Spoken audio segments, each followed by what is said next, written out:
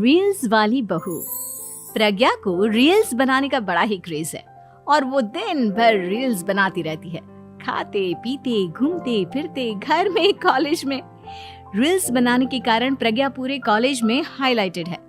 जहां उसकी रील्स सभी को पसंद आते हैं, वहीं मनीषा चिंता में डूबी रहती है। एक रोज जब खाते हुए प्रज्ञा रील्स बना रही होती है, तब मनीषा कहती है, 1 मिनट भी चैन नहीं है इस लड़की को। ये नहीं कि खाना तो आराम से खा ले, लेकिन नहीं, अरे थोड़ी देर रील्स नहीं बनाओगी तो आसमान नहीं टूट पड़ेगा। अरे मम्मी, इसी को तो कहते हैं डिटर्मिनेशन। तुम नहीं समझोगी ये सब।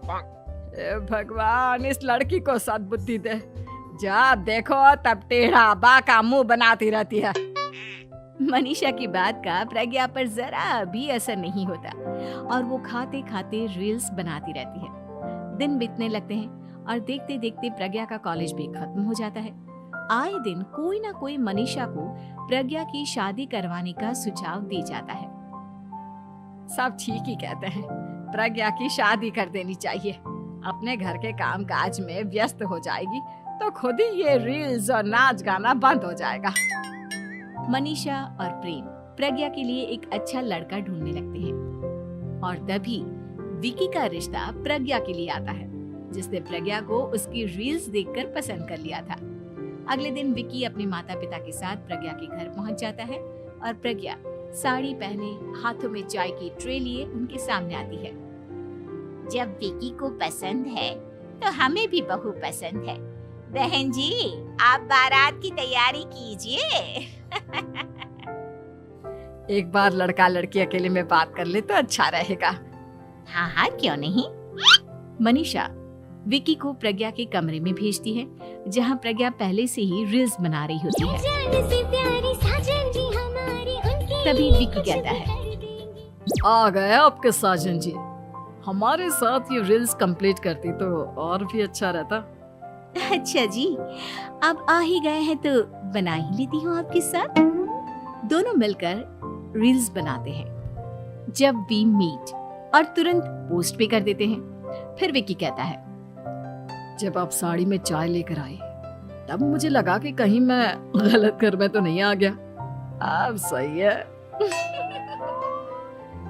दोनों की शादी पक्की हो जाती है और शादी के दिन भी प्रज्ञा रील्स बनाने से चूकती नहीं। यहाँ तक कि बारात के समय भी नाचते हुए रील्स बनाती है। सभी लोग प्रज्ञा की तारीफ के पुल बांध देते हैं और प्रज्ञा नाचती गाती अपने ससुराल चली जाती है। सब कुछ अच्छा चल रहा होता है। प्रज्ञा यहाँ भी दिन भर हर चीज की रील्स बनाती रहती है। लेकिन कुछ दिनों के बाद जब सुनीता कहती है, बहू, ये रील्स के साथ साथ कुछ काम भी कर लिया करो। वैसे तुझे और क्या क्या बनाना आता है? मम्मी जी, वैसे तो सब कहते हैं कि मैं सब कुछ अच्छा बनाती हूँ, लेकिन मुझे लगता है कि मैं मैगी अच्छा बना लेती हूँ। हाँ, कॉफी भी अच्छा बना लेती हूँ और मुंह तो सबसे अच्छा बना लेती हूँ। हैं? अच्छा अच्छा। सुनीता अपना माथा पकड़ लेती है और कहती है, बहू, कुछ खाना बनाना भी सीख लेती। मम्मी जी, मैं लंबी प्लानिंग कर रही हूँ। जल्दी ही मैं इतनी फेमस हो जाऊंगी कि मुझे पैसे मिलने लगेंगे। हम दोनों सास बहू राज करेंगे, राज।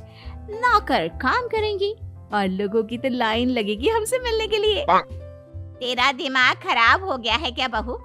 हंसी मजाक तक ठीक है, लेकिन इस तरह घर नहीं चलते। जितना जल्दी हो इस घर के तौर तरीकों को सीख लो। प्रज्ञा मुंह घुमाकर चली जाती है और तुरंत उसी वक्त एक रील बनाती है। ये देख सुनीता का गुस्सा 7वें आसमान पर चला जाता है और विकी के घर आती ही सुनीता उसे सब कुछ बताती है। विकी भी अब प्रज्ञा की इन हरकतों से परेशान हो जाता है। तुम टेंशन मत लो मम्मा, मैं देख लूंगा। विकी कमरे में जाता है तो देखता है कि प्रज्ञा रील्स बना रही है। विकी बड़े ही प्यार से प्रज्ञा से कहता है, प्रज्ञा, इन सब के लिए मैं तुम्हें मना नहीं कर रहा हूँ, लेकिन फिर भी हर वक्त तो ये अच्छा नहीं लगता ना। समझने की कोशिश करो, मुझे भी तुम्हारा थोड़ा वक्त चाहिए। मैं जब ऑफिस से आता हूँ तो मुझे समय देने की जगह इसी में लगे रहते हो। तुम ज्यादा ही सोच रहे हो। तुम भी मेरे साथ रील्स बनाओ ना, तुम्हें भी बहुत अच्छा लगेगा। तुम्हें इज्जत से कोई बात समझ में नहीं आती क्या? दिमाग खराब हो गया है तुम्हारा इस चकाचौंध से। अगर तुमने अपना रवैया नहीं बदला तो मैं तुमसे दूर चला जाऊंगा। तुम ही रिश्ता लेकर आए थे, मुझे लड़कों की कमी नहीं थी और ना आज है। विकी दरवाजा पटककर चला जाता है। धीरे धीरे विकी प्रज्ञा से दूर होता जाता है। एक रोज मनीषा प्रज्ञा के ससुराल उससे मिलने जाती है। तब सुनीता उससे कहती है, बहन जी, अब आई हैं तो कुछ दिन यहाँ रहकर जाइएगा, आप ही का घर है। हाँ मम्मी, बहुत दिन हो गए तुम्हारे साथ एक भी रील नहीं बनाई मैंने। प्रज्ञा तुरंत अपने फोन में रील्स ऑन कर लेती है। ये सब मुझसे नहीं होता। तेरा ये भूत अभी तक नहीं उतरा क्या? बहन जी, आप कुछ कहती नहीं क्या इसे? जब आप ही कुछ नहीं कर पाई तो मैं कर ही क्या सकती हूँ। सास तो वैसी ही बदनाम है। शाम को घर की लाइट चली जाती है और मनीषा प्रज्ञा से कहती है, मेरे घुटनों में बहुत दर्द हो रहा है, तू लाइट का कुछ इंतजाम करना बेटा। अच्छा, कैंडल जला देती हूँ मम्मा। प्रज्ञा गाते हुए कैंडल जलाती है और खिड़की के पर्दे के पास रख देती है। मनीषा, जिसे बहुत दर्द हो रहा है, वो सो जाती है और प्रज्ञा हमेशा की तरह अपने रील्स में लग जाती है। उधर कैंडल की वजह से पर्दा आग पकड़ लेता है और मनीषा के कमरे में आग लग जाती है। बचाओ, कोई है, बचाओ। सभी भागते हैं और विकी कमरे की आग बुझाने में लग जाता है, लेकिन तब तक मनीषा आधी जल चुकी थी। मनीषा की हालत देख प्रज्ञा रोने लगती है। विकी मनीषा को तुरंत हॉस्पिटल ले जाता है और उसे एडमिट कराता है।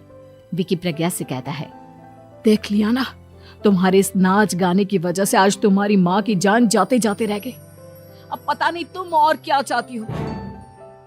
उधर डॉक्टर कहते हैं, इनकी हालत बहुत नाजुक है, आधे से ज्यादा जल चुकी है। प्रज्ञा रोती हुई मंदिर में जाती है और भगवान के आगे जाकर कहती है, भगवान, मेरी माँ को ठीक कर दो। मैं कसम खाती हूँ, हाथ से ये रील्स बनाना छोड़ दूंगी, बस मुझे मेरी माँ वापस मिल जाए। 2 दिन बीत जाते हैं और मनीषा खतरे से बाहर आ जाती है।